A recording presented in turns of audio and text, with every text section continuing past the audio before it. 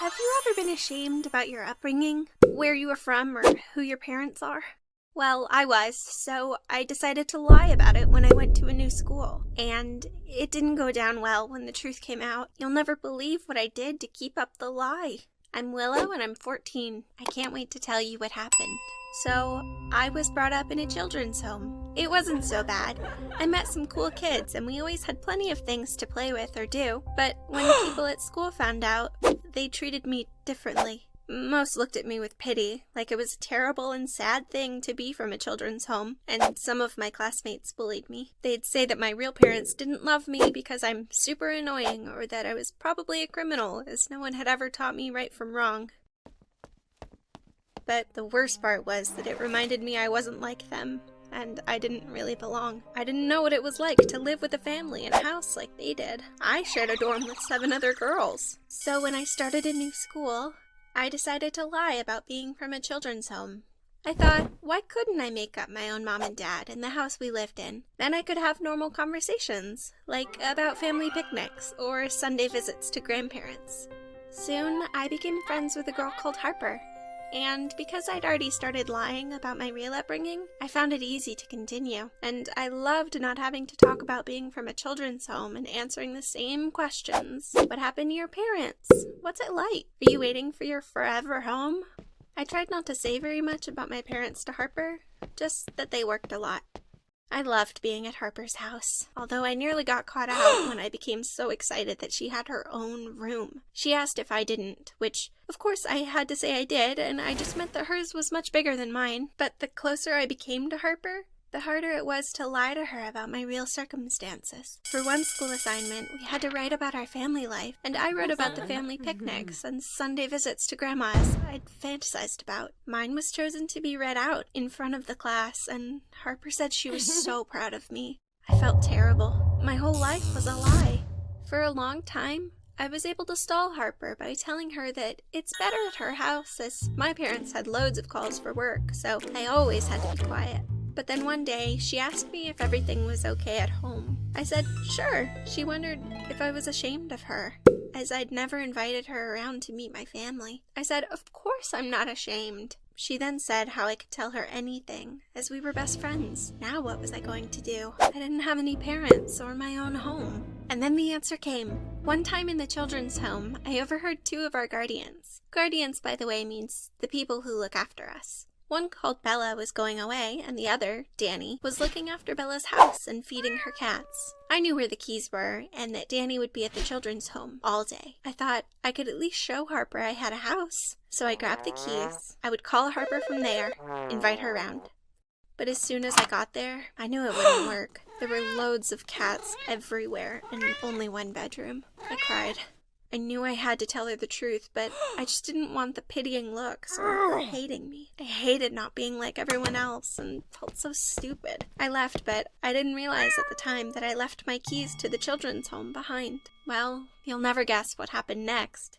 We were in the middle of class when Mr. Higgins, the head teacher, came in. He asked to see me as one of my guardians was here. Everyone looked confused, including Harper. She said, "Guardian?" And I said, I know, what a fancy way of saying parents, and laughed it off. Danny from the children's home was in the head teacher's office. He'd found my keys in Bella's house. He asked me if I realized how serious what I'd done was. I had stolen something and trespassed into a property that wasn't mine. I burst into tears and confessed everything. How I tried to keep where I was from a secret, that people had bullied me because of it. He was kind and said he wished I had told him how I felt earlier. I knew I had to tell the truth to Harper, but I really didn't want to. Instead, I said I wasn't feeling well so I could go home to the children's home. The next day, Harper was really worried, as I hadn't returned her calls or texts. She asked me what happened yesterday, and I don't know what was wrong with me, but I told her my grandmother died. I didn't even know if I had a grandmother. She was very sympathetic and asked if I wanted her to go to the funeral. I said that was really kind, but it was a small one. She asked for my address so she and her parents could send me flowers. I panicked. I couldn't give her the address of the children's home, so I gave her Bella's address. I would have to intercept them. But all afternoon in class, I felt terrible about lying to Harper.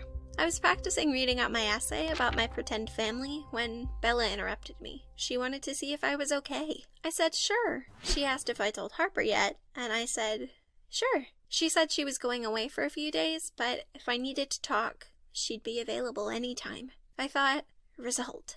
I set my alarm early and waited. Thank goodness it wasn't a school day. Well, I waited and waited. Then, finally, a car pulled up and a man got out with flowers. Perfect. I ran over to get them, and you'll never guess who else got out of the car. Harper. She ran over and gave me a hug and told me that the man was her dad. He told me how sorry he was about my grandma. He asked if my parents were in, and I said they'd just left. Harper then reminded me that it was my grandma's funeral that day and was surprised I wasn't wearing black. Felt myself go red, and I said she liked to keep things casual. And then, you'll never believe what happened. Bella came out of her flat. She saw me holding flowers with Harper and her parents, and looked very confused. I suddenly grabbed Bella saying, "This is my mom," and hoped and prayed that Bella would go along with it. Well, she didn't agree or disagree, and just said we needed to leave. Bella asked me why I hadn't told Harper yet, and I said that I didn't want the fact that I lived in a children's home to be true. Why didn't my parents want me? Was I super annoying? Bella, of course, said all the right things, like I wasn't super annoying and being in a children's home wasn't my fault or because of anything I had done. She said that I would feel better if I told Harper, and a true friend would understand. So I told Harper everything. She was shocked, and it took her a minute to take it all in. She was upset that I didn't feel like I could tell her. She asked if I would still be reading my essay to the class, and I said, sure, it would be great if you went along with it.